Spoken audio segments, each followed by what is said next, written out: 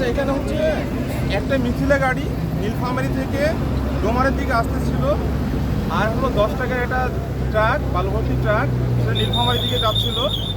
এই সামনে আপনারা জানেন যে একটা বাঘ আছে, মোচড় আছে, মোচড়ে টার্নিং করার সময় হয়তো নিয়ন্ত্রণ হারাই ফেলছে, নিয়ন্ত্রণ হারার কারণে মিথিলার সাথে গাড়ি খাইছে। ট্রাকটাও দেখছেন হচ্ছে ঘটনাস্থলে উল্টাই গেছে।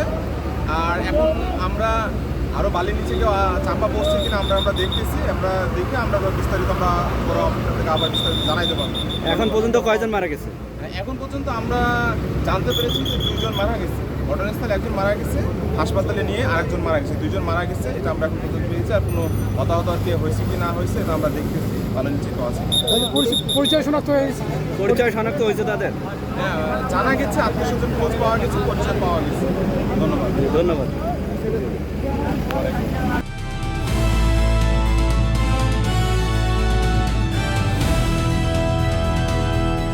দিনাজপুর টিভি, মানুষের জীবনের কথা বলে।